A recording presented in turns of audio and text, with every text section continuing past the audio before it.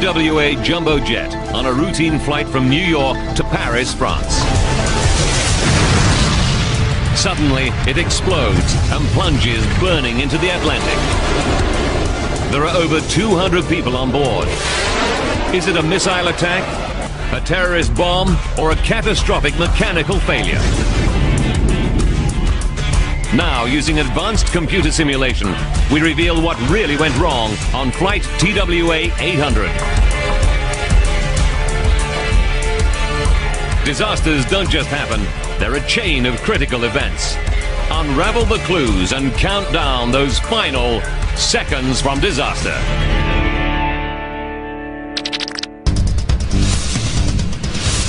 America, New York City. John F. Kennedy Airport, July 17th, 1996. Security is tight at New York's busiest airport. Tens of thousands of people will pass through JFK today on some 1,000 flights.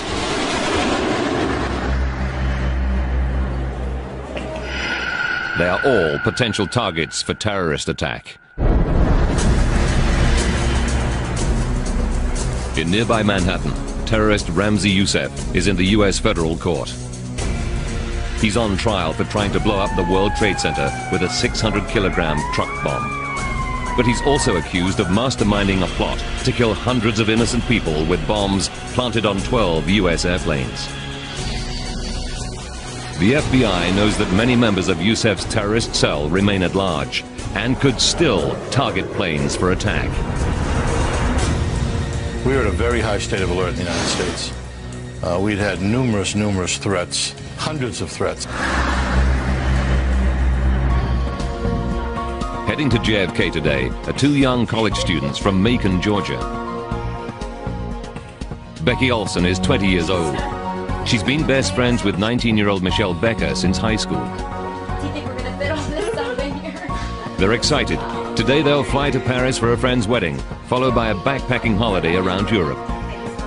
The girls' parents have given the trip their blessing. They were very excited to be going. They just knew it was going to be a wonderful new adventure. They thought that this was just going to be the best thing since chocolate cake. This will be an extra special trip. Michelle's dad, Walter Becker, has saved enough air miles to upgrade the girls to first class. Back then, first class was first class, and I felt that they would really enjoy that, both going and returning back home. 4:31 p.m. The Boeing 747 that will become TWA Flight 800 to Paris arrives at JFK. It's 25 years old and has more than 16,000 flights under its belt. Tanker trucks move in to fuel up the plane. The ground crew pumps 114,000 liters of Jet A fuel into the 6 wing tanks. It's more than enough to fly to Paris. The biggest tank, the center wing tank, can stay as it is, almost empty. Just outside Baltimore, Maryland, 29-year-old Jamie Hurd finishes up last-minute chores at the family garage. Yeah, okay, you pick it up Tuesday. How's that? All right, thank you very much. Bye-bye. Since joining 2 years ago, Jamie has computerized the office for his dad, Jim. You know, he kind of brought us into the present age, from the dark ages. Jamie is flying to Paris to hook up with his girlfriend, Hope, who's in France on an exchange visit. It's his first flight to Europe.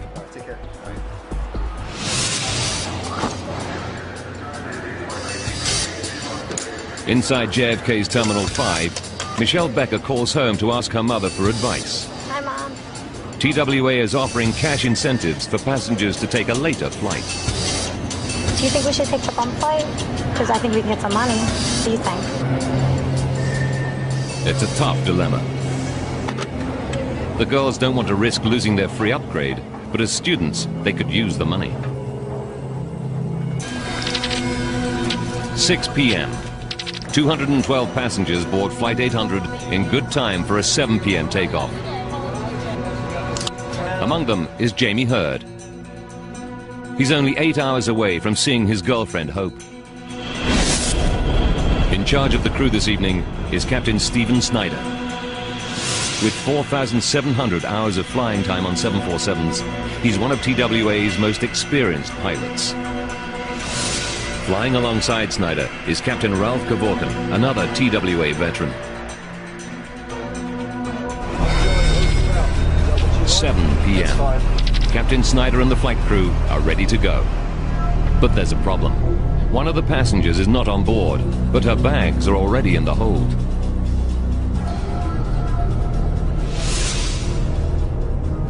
In 1988, Pan Am 103 exploded in mid-air over the town of Lockerbie in Scotland, killing 270 people. Terrorists checked a bag containing a bomb into the hold, but didn't board the plane. Since then, planes cannot take off with a bag in the hold if the passenger who checked it is not on board.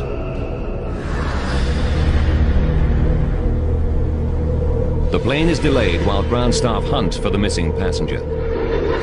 Outside, it's 28 degrees Celsius, and on the asphalt of the apron, the jumbo is getting hot. As the minutes tick by, air conditioning units under the fuselage keep the passengers cool. 50 minutes go by, and there is still no sign of the mystery passenger. At 7:59 p.m., gate personnel contact the crew. TWA Flight 800, sorry about that delay. We have confirmation that the passenger is on board. They were on board the whole time. 8:19. At last, Captain Kevorkian throttles up the 747. Flight 800 lifts off an hour and 20 minutes late.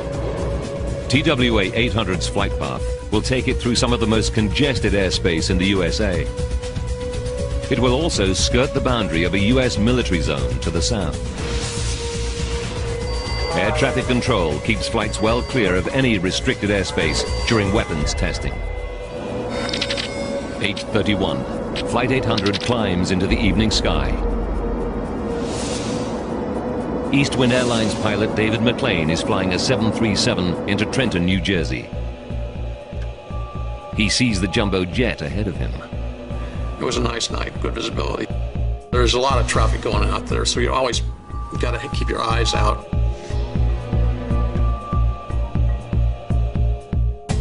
Air traffic control clears Flight 800 to climb to its next level. TWA 800, heavy turn left heading 050, vector climbing around traffic. Climb to 15,000. Crew and passengers settle in for the flight. Then, suddenly...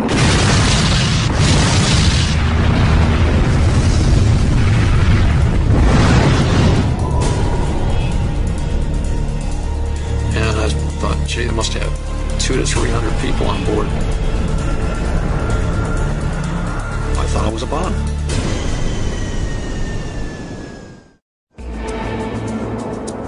"12 minutes out of JFK on a routine trip to Paris. TWA Flight 800 explodes in a huge fireball.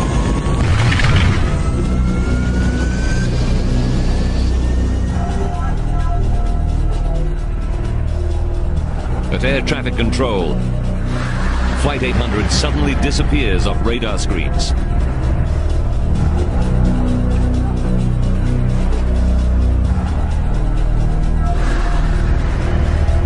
Eastwind's pilot David McLean reports in to air traffic control. We just saw an explosion out here, about 16,000 feet.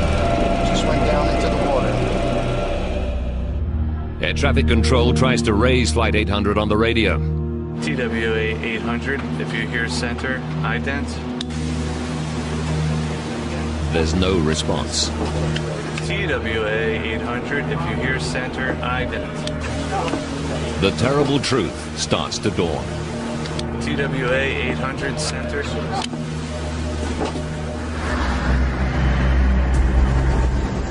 Thousands of meters below, a helicopter from the Air National Guard flying on a training mission is caught beneath the blast.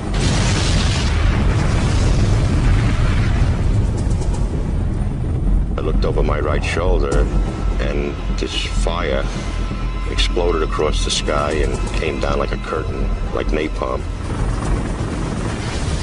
Flaming aircraft debris starts to fall all around them. Some of it was still on fire. We actually saw embers. Now the helicopter crew is in danger. If debris hits the rotor blades, they too could crash into the water. We have to get out of there. The helicopter makes it away safely. They race to get help. Back at base, Major Mike Noyes prepares to take command of the helicopter and head out to the crash site. Well, obviously the adrenaline's starting to flow. I'm thinking we're going out to search for survivors. He knows that it is possible to survive a plane crash into water.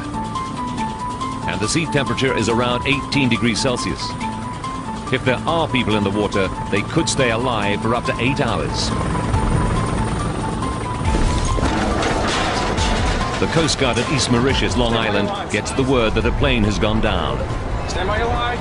02, we're on the way, 03 POB. They speed out to sea.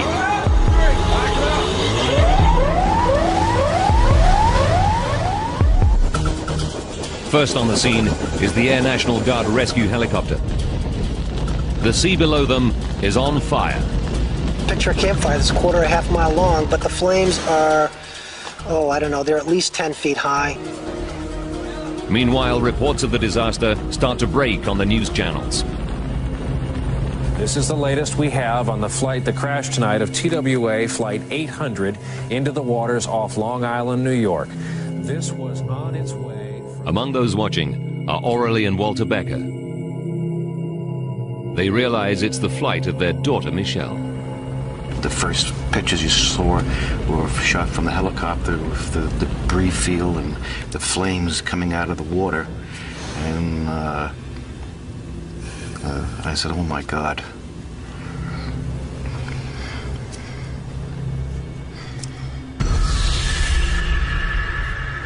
But then Aurelie Becker remembers Michelle's last-minute phone call from the airport.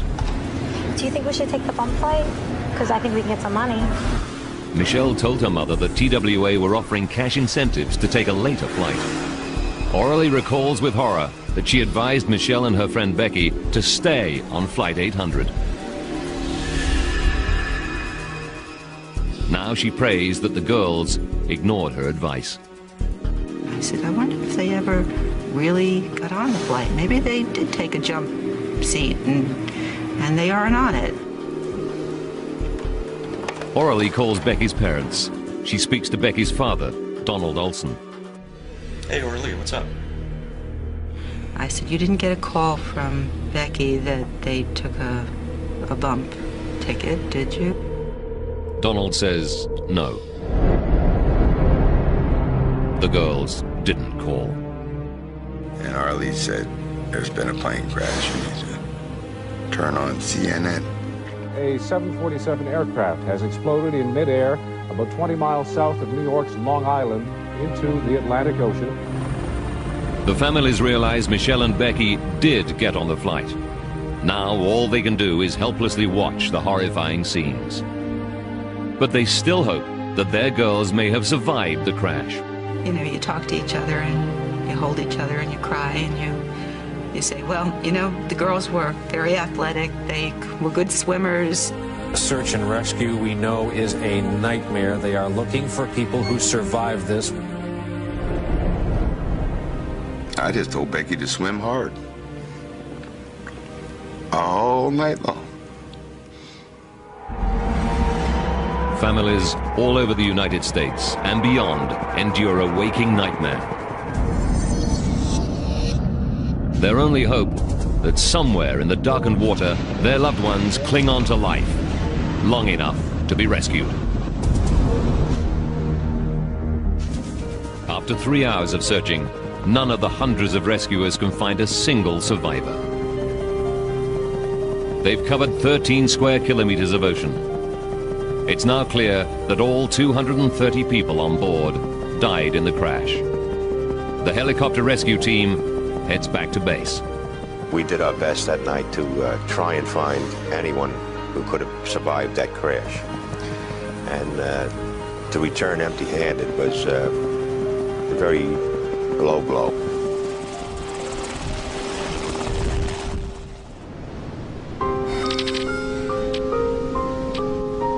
a.m.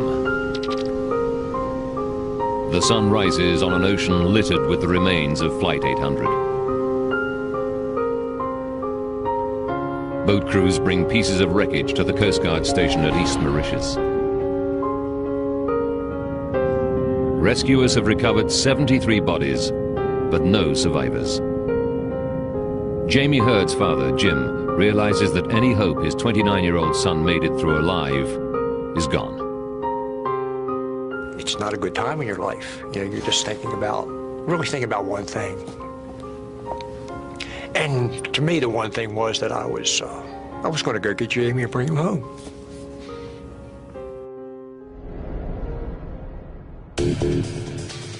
News reaches the FBI and New York Assistant Director James Kallstrom. Kallstrom immediately suspects the crash is no accident. My gut told me that this was probably an intervention by some criminal, some terrorist. Less than 12 hours after Flight 800 plunged burning into the water, investigators survey the impact site. Even hardened law officers like Kallstrom are shocked by the destruction. I'll never forget the scene of miles, seemed like miles of debris.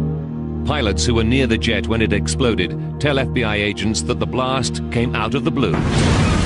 But witnesses on the ground report something highly suspicious. We had 50, 60 people that had called in and said, I saw things in the sky. Some described them as ascending towards this fireball. Over time, 258 people tell the FBI they saw something streaking through the sky at the moment the 747 was lost. I followed the streak of light, red-orange in color, moving from my left center to my further left. 2 people even caught an image on camera. One photo shows a mysterious trail in the sky. The other appears to show an object shaped like a missile. Kallstrom faces a horrifying possibility.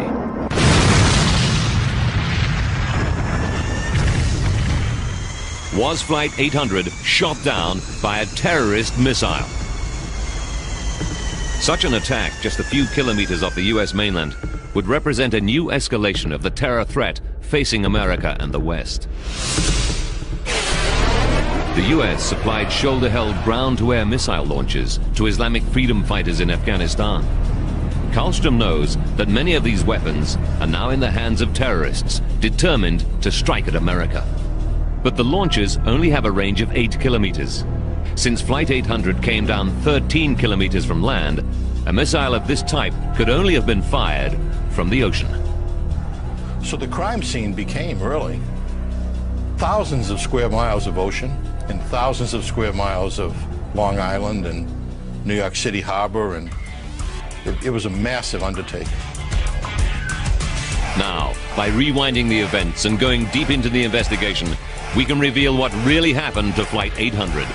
Advanced computer simulation will take us where no camera can go, into the heart of the disaster zone.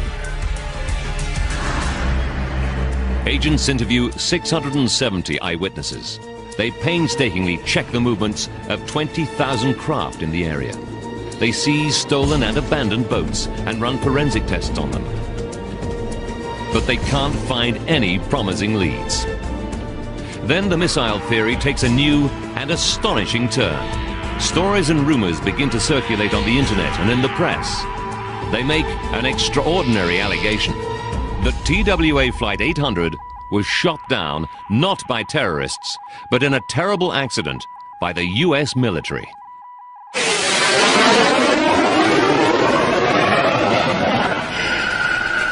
Kallstrom learns that there were 8 military ships, 8 submarines, and 5 military planes within 550 kilometers of the crash site. A P-3 plane and a sub were in the middle of training exercises. He orders dozens of FBI agents to scrutinize all their logs. After weeks of checking, they verify that no missiles were unaccounted for. No missiles were fired that night.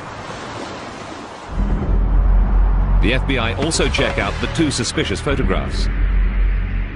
They find that in one, the photographer was facing in completely the opposite direction to Flight 800.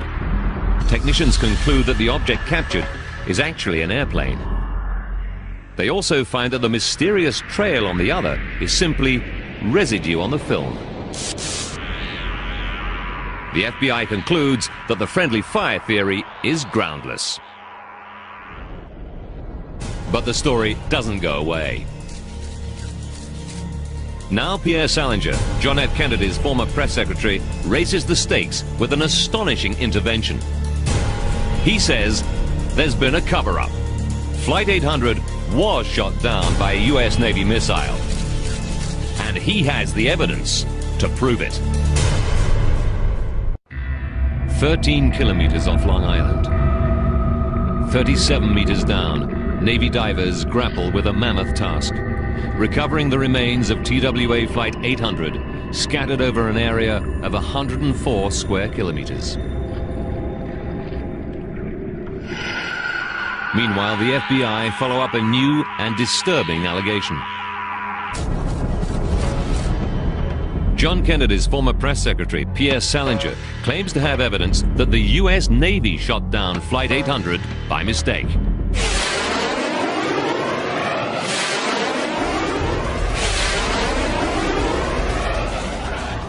We have now reached the point where we are totally sure that what we are saying is true.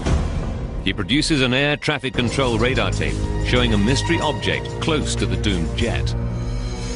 What we see here is a missile about to hit TWA 800. Many people suspicious about the crash support Salinger's claims. His thesis points to the missile being fired by the USS Normandy, an Aegis-class missile cruiser which was at sea 340 kilometers south of Long Island. The FBI re-examines U.S. Navy activity in the area. It quickly finds that the USS Normandy was at least 160 kilometers beyond the range from which its missiles could hit Flight 800. We accounted for every piece of ordnance on the Normandy and every other military ship in the region. We looked at every submarine under the ocean. We looked at every aircraft transiting the area, even though they were not capable of shooting a missile and taking an airplane down. But they find nothing.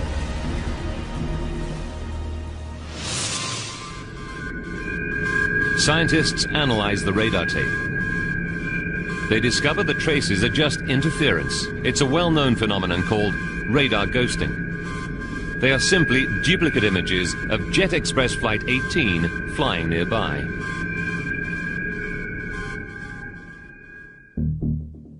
The friendly fire claims cost thousands of hours of investigators' time. An exasperated Karlstrom lambasts the conspiracy theorists at a news conference. I can assure you that we've looked at every angle, every possibility, and the military of this country has had nothing to do with this horrendous tragedy. A terrorist bomb or missile is still one of the chief suspects for the loss of Flight 800. But the only way of finding out for sure what downed the plane is to analyze the wreckage. That job falls to the FBI's co-investigators, the National Transportation Safety Board, the NTSB. Their priority, to find the plane's flight recorders or black boxes. Since the day after the crash, Navy divers had scoured the debris zone in the deep waters off Long Island. It's slow and dangerous work. The seabed is littered with razor-sharp fragments. 6 days into the search, and there's no sign of the black boxes. It's possible that ocean currents have buried them in the sand.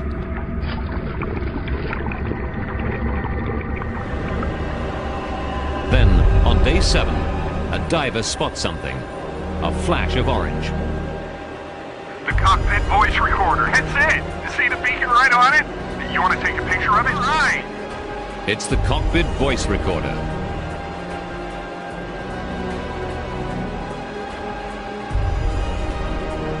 Within seconds, they get lucky again. The flight data recorder lies just meters away. They got both of them? Holy cow! Divers quickly bring the boxes to the surface. To prevent damage by oxidation, they keep them submerged in salt water. For NTSB investigator Bob Swain, it's a potential breakthrough. As the divers bring the boxes up, the NTSB side of the staff, we typically get pretty excited. But there's a problem. The boxes are twisted and broken open from the massive impact. Investigators fear that there's little chance the tapes inside will have survived, but they rush them to NTSB headquarters. There they hope they can retrieve something from the recorders. Carefully, they remove the cockpit voice tape from inside the armored casing and thread it onto a player. Against all the odds, the tape is intact and playable. TWA 800, heavy turn left heading 050, vector climbing around traffic. Left 050, climb vector.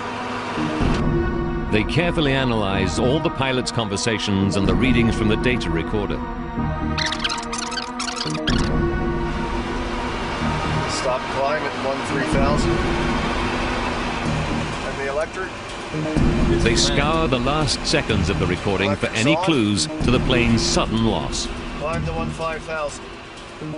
But at 8:31 and 12 seconds,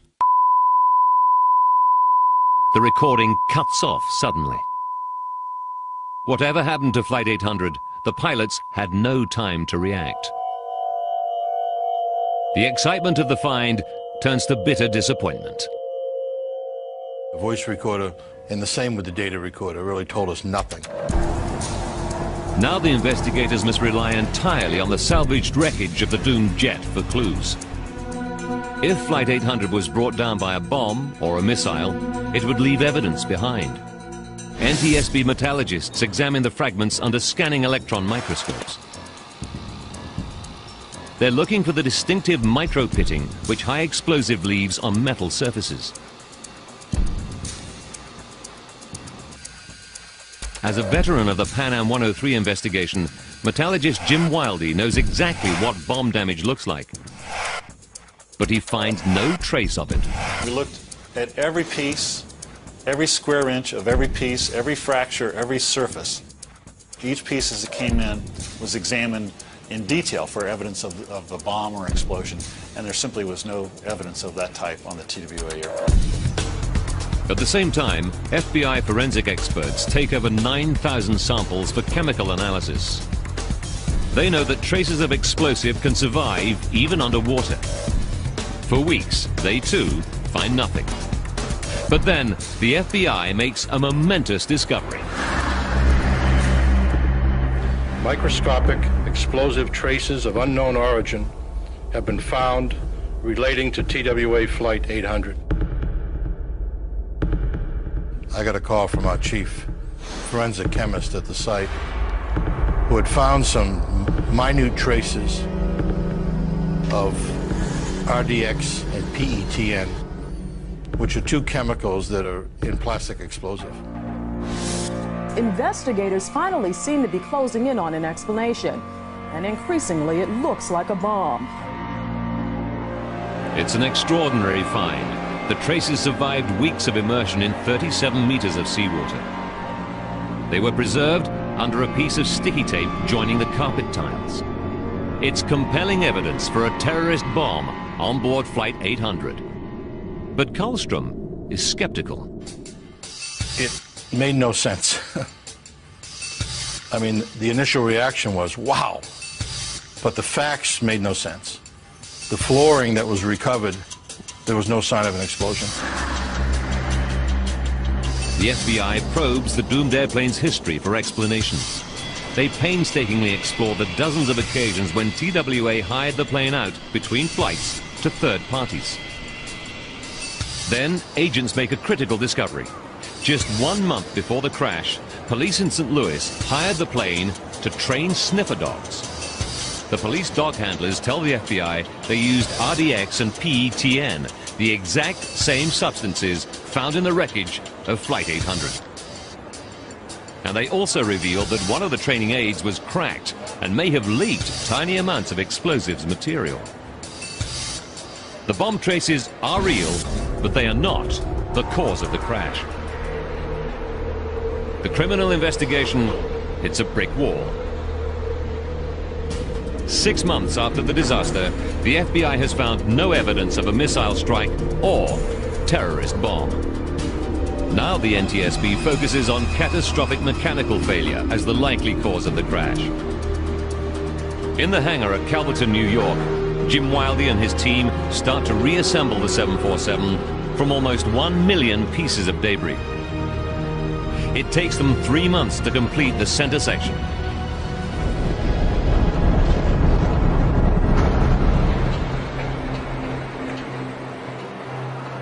The fuselage is riddled with fractures.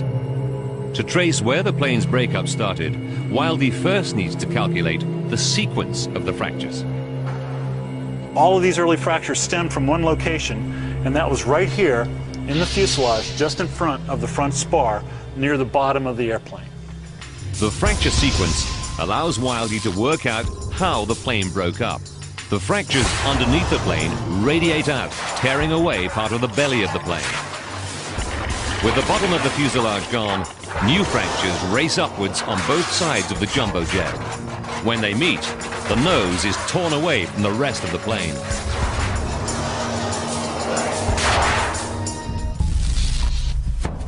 Now Wildey must find what triggered the initial fracturing. He looks behind the spot where the fractures begin. It's the site of the 747's biggest fuel tank, the massive center wing tank. It's as big as a 2-car garage.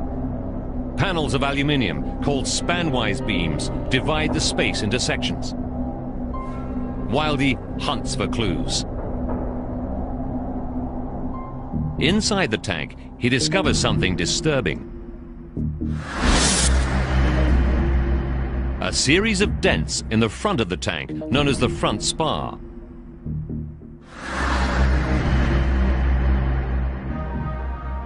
It's an extraordinary discovery. Wildey believes the dents were caused by spanwise beams slamming into it. The most likely scenario for the damage? An explosion inside the tank. This impact damage, it fractured, it buckled, and it damaged these stiffeners and started the breakup of the front spar, and then the continued breakup of the airplane from this point. Wildey is convinced an explosion in the center wing tank must have been the fatal trigger for the plane's breakup. The obvious culprit for such a blast, jet fuel. Investigators examine the fueling records at JFK. They find that the ground crew left Flight 800's center wing tank almost empty, with just 190 liters of Jet A fuel in it. That's just a puddle in the bottom. It seems a small amount of fuel to cause such extensive damage. But Wildey knows that Jet A fuel has unusual properties, as this footage, taken at Federal Aviation Authority testing labs, shows.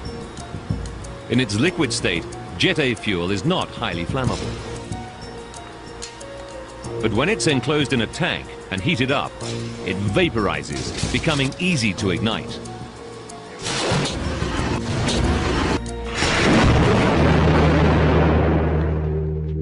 Now investigators must discover whether the fuel in Flight 800's center wing tank could have been heated to flashpoint.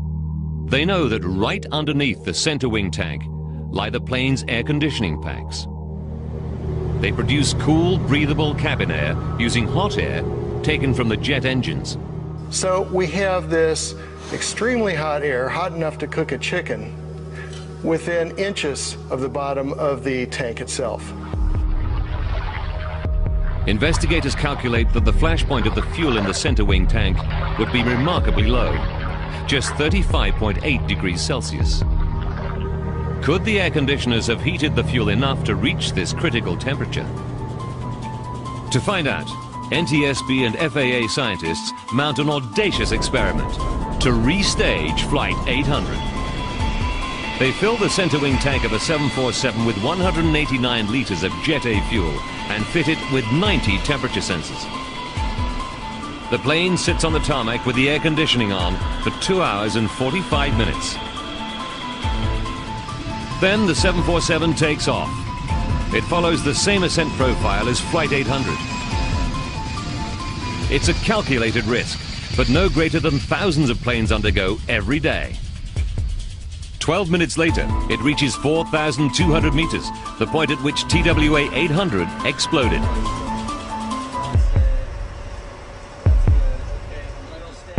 Investigators examine the readings from the temperature sensors. What they find horrifies them. The temperature in the center wing tank is 53 degrees Celsius, a full 17 degrees past the fuel's flash point. The test flight conclusively showed that the center wing tank had become flammable. To confirm that it could cause a blast strong enough to rupture the reinforced aluminium center wing tank, engineers build a 1/4 scale model. They fill it with jet fuel vapor. Then they ignite it.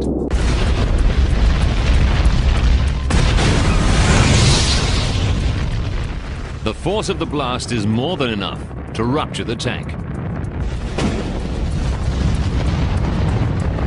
The tests were able to show the pressures that could develop in the tank to the point that it would burst.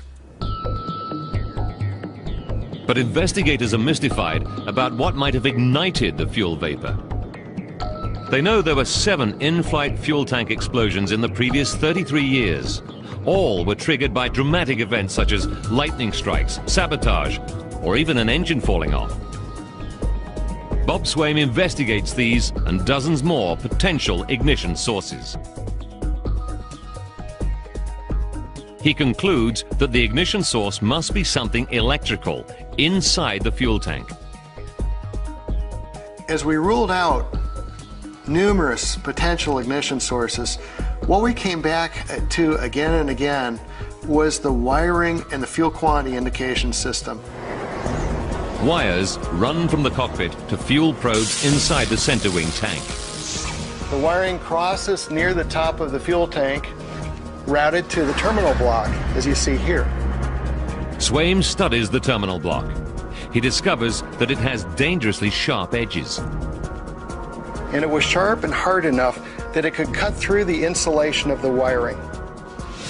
Swaim suspects there may well have been an exposed wire in the fuel tank. That could create a dangerous spark.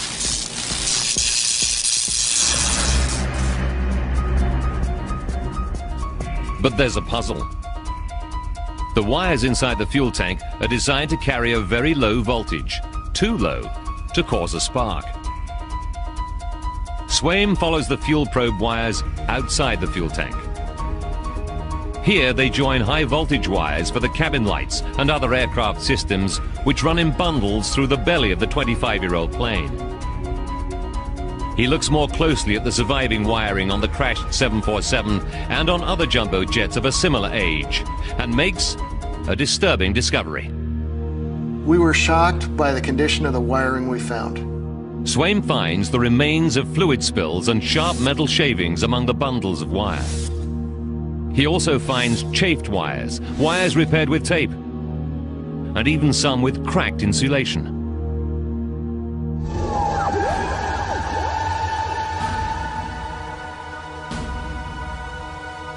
He concludes that the poor state of wiring on older 747s could allow high voltage electricity to jump into the fuel tank wires. It could then pass into the fuel tank, causing a short circuit. The resulting spark would ignite the fuel vapor.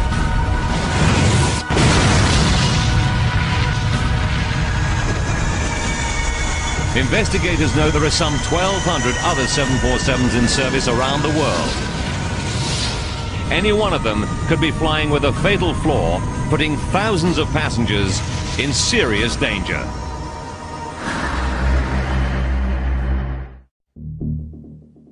The NTSB believe a fuel tank explosion blew apart Flight 800 when a short circuit caused a fatal spark. But they have no proof. Short circuits often leave no physical trace in wiring. Their one hope of proving the theory is the plane's black boxes, which hold the only surviving flight data. 800, heavy turn left heading 050, vector climbing around traffic. The 13-minute cockpit voice recording seems unremarkable. Climb the 15,000. But as they replay the tape, investigators hear something intriguing. Just before the recording cuts off, there are two minuscule pauses. They're each just 2 microseconds long. But they're telltale signs of a momentary loss of power to the recorder. It's an astounding discovery. The pause in the recording backs the investigators' theory that there was a short circuit on Flight 800. And it could happen on any one of 1,200 other 747s in service around the world. It's the final piece of the puzzle. Investigators now know the probable chain of events that triggered the loss of TWA Flight 800. What tore apart a 300-ton jumbo jet just 12 minutes into a routine flight and left 230 passengers and crew seconds from disaster? 12.5 minutes to disaster. Flight 800 takes off.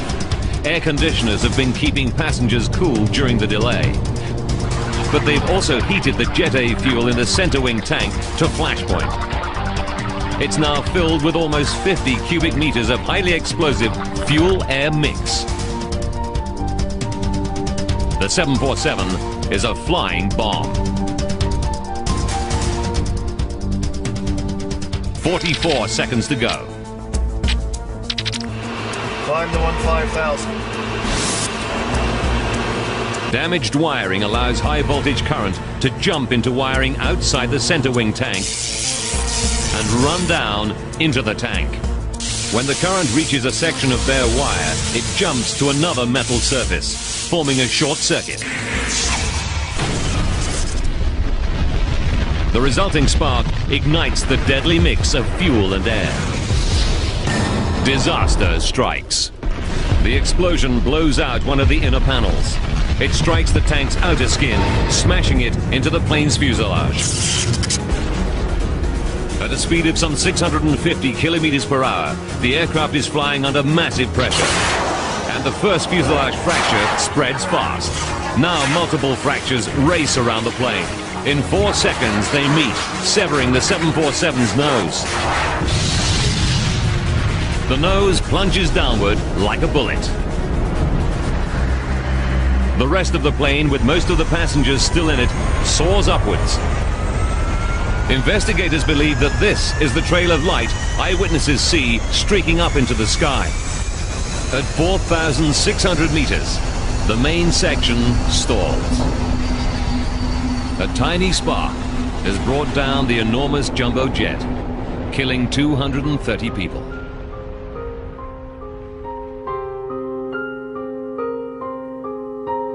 It's over a year before remains of all the crash victims are identified, most by using DNA analysis.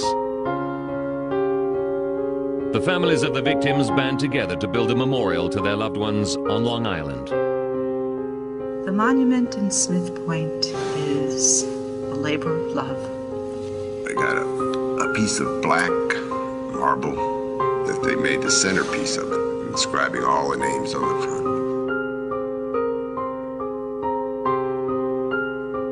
It's a place for Jim Hurd to remember his son Jamie.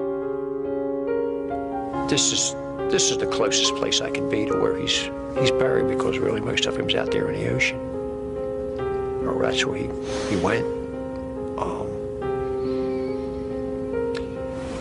When the fog begins to roll in, or at the very early morning when the mist is gently there, you can feel the presence of souls.